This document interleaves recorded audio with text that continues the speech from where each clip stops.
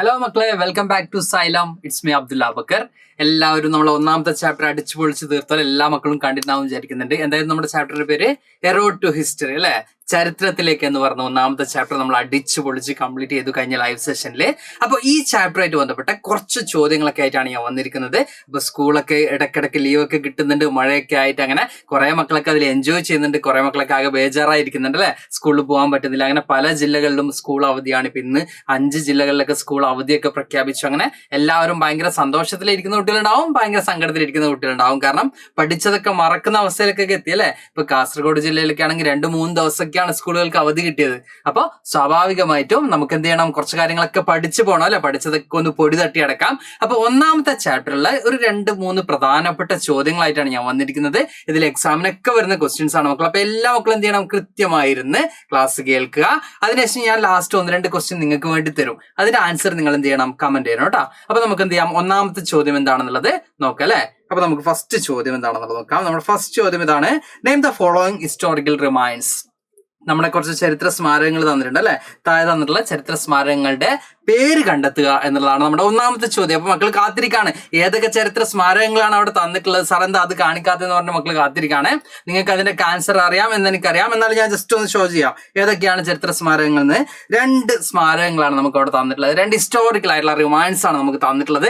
എല്ലാ മക്കളും എന്ത് ചെയ്യായി, ഞാൻ അതിന്റെ പേര് പറയുന്നതിന് മുമ്പ് തന്നെ അല്ലെങ്കിൽ അതിന്റെ ആൻസർ ചെയ്യുന്നതിന് മുമ്പ് തന്നെ നിങ്ങൾ എന്ത് ചെയ്യുക, അവിടെ കമന്റ് ചെയ്യുക കേട്ടോ, ഏതൊക്കെ ചരിത്ര സ്മാരകങ്ങളാണ് നമുക്ക് അവിടെ കാണാൻ പറ്റുന്നത് എന്നുള്ളത്. എല്ലാ മക്കളും ആൻസർ ചെയ്തിട്ടുണ്ടാവും ഞാൻ വിചാരിക്കുന്നുണ്ട്. എല്ലാവരും ചെയ്തില്ലേ? ഓക്കെ, എന്നാൽ ഞാൻ എന്ത് ചെയ്യാം, ഒന്ന് ആൻസർ പറയാം എന്തൊക്കെയാണെന്നുള്ളത്. ഫസ്റ്റ് എല്ലാ മക്കൾക്കും അറിയുന്ന പോലെ തന്നെ നന്നങ്ങാടി അല്ലെ, നമ്മളെല്ലാവരും പഠിച്ചതാണല്ലേ, കഴിഞ്ഞ ലൈവ് സെഷനിലൊക്കെ നമ്മൾ പഠിച്ചൊരു കാര്യമാണ് അല്ലെ. അപ്പൊ നന്നങ്ങാടിയുടെ പിക്ചറാണ് ഫസ്റ്റ് നമുക്ക് തന്നിട്ടുള്ളത്. ഇത് എന്തുമായിട്ട് ബന്ധപ്പെട്ടതാണെന്നൊക്കെ നമ്മൾ കഴിഞ്ഞ ലൈവ് സെഷനിൽ എന്ത് ചെയ്തിട്ടുണ്ട്, എക്സ്പ്ലെയിൻ ചെയ്തിട്ടുണ്ട് അല്ലെ. ശവസംസ്കാരവുമായിട്ട് ബന്ധപ്പെട്ട് കിടക്കുന്നതായിരുന്നു എന്നൊക്കെ നമ്മൾ എന്ത് ചെയ്തിട്ടുണ്ട്, ലൈവ് സെഷനിൽ വെച്ച് പറഞ്ഞിരുന്നു. അപ്പൊ ഫസ്റ്റ് പിക്ചറിന് എന്തിൻ്റെതാണ് മക്കളെ, നന്നങ്ങാടിയാണ് നമ്മുടെ ഒന്നാമത്തെ പിക്ചർ. എല്ലാ മക്കളും ഞാൻ ആൻസർ പറയുന്നതിന് മുമ്പ് തന്നെ എന്ത് ചെയ്തിട്ടുണ്ടാവും, അത് കമന്റ് ചെയ്തിട്ടുണ്ടാവും ഞാൻ വിചാരിക്കുന്നു. ഇനി രണ്ടാമത്തെ പിക്ചർ, അതിപ്പോ ഓൾറെഡി എല്ലാവരും കമന്റ് ചെയ്തിട്ടുണ്ട്. അപ്പൊ നമുക്ക് നോക്കാം എന്താണെന്നുള്ളത്.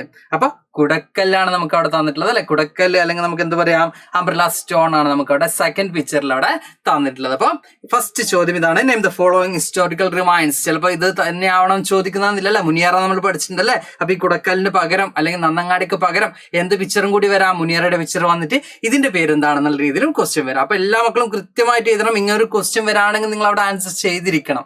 അപ്പൊ നമ്മൾ ഇതുപോലെ ഹിസ്റ്റോറിക്കൽ ആയിട്ടുള്ള റിമൈൻസിന്റെ പിക്ചറൊക്കെ ക്വസ്റ്റ്യൻ വരാറുണ്ട്. മുമ്പുള്ള വർഷങ്ങളിലൊക്കെ അത്തരത്തിലുള്ള ക്വസ്റ്റ്യൻസ് വന്നിട്ടുണ്ട്. അപ്പൊ കൃത്യമായിട്ട് മക്കൾ എന്ത് ചെയ്യണം, ഇത്തരത്തിലുള്ള ചിത്രങ്ങളൊക്കെ കാണുമ്പോൾ ടെക്സ്റ്റ് പഠിക്കുന്ന പല മക്കളും വിചാരിക്കും ഈ ചിത്രങ്ങൾക്ക് വലിയ പ്രാധാന്യമൊന്നുമില്ല, അത് അവിടെ കിടക്കട്ടെ എന്ന് വിചാരിക്കും. അപ്പൊ ഇത്തരത്തിലുള്ള ചിത്രങ്ങൾ കാണുമ്പോൾ എന്ത് ചെയ്യണം, കൃത്യമായിട്ട് മക്കൾ ആൻസർ ചെയ്യണം. ഇനി അടുത്ത ക്വസ്റ്റ്യൻ എന്താണെന്നുള്ളത് നമുക്ക് എന്ത് ചെയ്യാൻ നോക്കാം. അടുത്ത question what is historic period എന്നുള്ളതാണ്. എന്താണ് ചരിത്രകാലം എന്നതാണ് നമ്മുടെ രണ്ടാമത്തെ ക്വസ്റ്റ്യൻ. നമ്മൾ തന്നെ ഒരു കണ്ടന്റ് വീഡിയോയിൽ പറഞ്ഞിട്ടല്ലേ എന്താണ് ചരിത്രകാലം, അല്ലെങ്കിൽ ചരിത്രകാലം എന്താണ്, ചരിത്രാതീതകാലം എന്താണെന്നൊക്കെ പറഞ്ഞിട്ടുണ്ട്. എല്ലാ മക്കൾക്കും ആൻസർ അറിയാം അല്ലെ. അപ്പൊ എന്താണ് മക്കളെ ചരിത്രകാലം, ഒന്ന് ആൻസർ ചെയ്ത് എന്താണ് ചരിത്രകാലം, അല്ലെങ്കിൽ വാട്ട് ഇസ് ഹിസ്റ്റോറിക് പീരീഡ് എന്നൊരു ചോദ്യം നിങ്ങൾക്ക് വരാണെങ്കിൽ, ഒരു മാർക്കിനോ 2 മാർക്കിനൊക്കെ ഒരു ക്വസ്റ്റ്യൻ വരാം അല്ലെ. അപ്പൊ അത്തരത്തിലൊരു ക്വസ്റ്റ്യൻ വരാണെങ്കിൽ നിങ്ങൾ എന്ത് ചെയ്യണം, കൃത്യമായിട്ട് അവിടെ ആൻസർ ചെയ്തണം. എന്താണ് അതിന്റെ ആൻസർ മക്കളെ, അവിടെ വരുന്നുണ്ട്. Period with the written record is known as the historic period, അല്ലെങ്കിൽ എഴുത്ത് വിദ്യ രൂപപ്പെടുത്തതിന് ശേഷമുള്ള കാലത്തെയാണ് നമ്മൾ എന്ത് പറയുന്നത്, ചരിത്രകാലം എന്ന് പറയുന്നത് അല്ലെ. അപ്പൊ എഴുതപ്പെട്ട രേഖകളുള്ള കാലഘട്ടത്തെയാണ് നമ്മൾ എന്ത് പറയുന്നത്, ചരിത്രകാലം എന്ന് പറയുന്നത്. അപ്പൊ വാട്ട് ഈസ് ഹിസ്റ്റോറിക് പീരീഡ്, അല്ലെങ്കിൽ എന്താണ് ചരിത്രകാലം എന്നൊരു ക്വസ്റ്റ്യൻ വരാണെങ്കിൽ മക്കൾ കൃത്യമായിട്ട് എന്ത് ചെയ്യണം, ആൻസർ ചെയ്യണം. ഇതിനെ കൂടെ തന്നെ അഡീഷണൽ ആയിട്ട് ഞാൻ 1-2 ക്വസ്റ്റ്യൻ കൂടി പറയാം. എന്താണ് ചരിത്രം, വാട്ട് ഇസ് ഹിസ്റ്ററി എന്നൊരു ചോദ്യം വരാം. അല്ലെങ്കിൽ എന്താണ് ചരിത്രാതീത കാലം, അല്ലെങ്കിൽ what is pre historic period. ഈ ചോദ്യങ്ങളൊക്കെ ഇതുപോലെ തന്നെ വരും കേട്ടോ. അപ്പൊ കൃത്യമായിട്ട് മക്കൾ എന്ത് ചെയ്യണം, അതിന്റെ ആൻസേഴ്സ് അവിടെ കൊടുക്കണം. അപ്പൊ ക്വസ്റ്റ്യൻ വരുന്ന സമയത്ത് അന്തം വിട്ട് നിൽക്കുന്ന ഒരു അവസ്ഥ ഒന്നും ഉണ്ടാവരുത് കേട്ടോ മക്കളെ.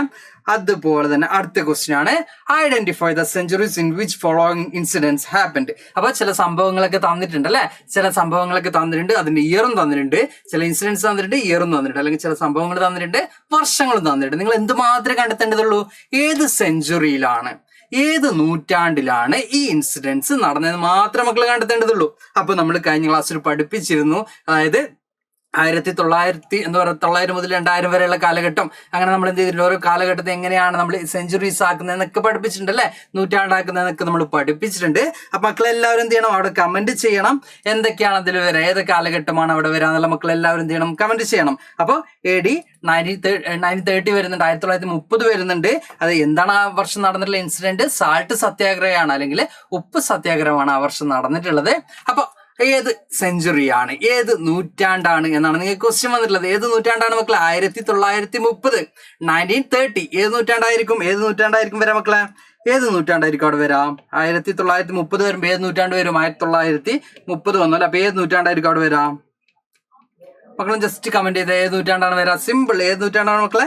20-ാം നൂറ്റാണ്ടല്ലേ? ആ 19ലേക്ക് ഒന്നും കൂടി കൂട്ടിയാൽ മതിയല്ലേ? 19 കഴിഞ്ഞു, പിന്നെ അടുത്ത എന്താണ്, പ്രോഗ്രസ് ആയിക്കൊണ്ടിരിക്കുകയാണ് അല്ലെ. അപ്പൊ അവിടെ എന്തേ വരുള്ളൂ? 20-ാം നൂറ്റാണ്ടാണ്, 20th സെഞ്ചുറിയാണ് അവിടെ വരാം.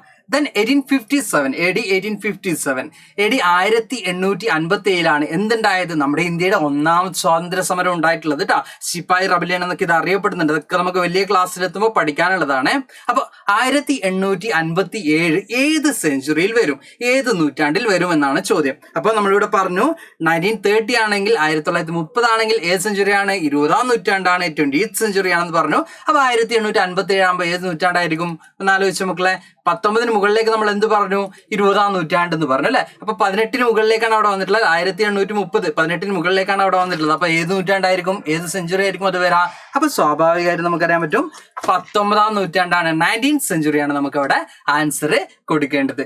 അടുത്ത ചോദ്യം എന്താണ്? BC 261 കലിംഗ വാറാണ് ഉണ്ടായിട്ടുള്ളത്. ആ വാർ എന്താണെന്നൊക്കെ പഠിച്ചു നോക്കണം മക്കളെ, നമുക്ക് പഠിക്കാനുണ്ട്.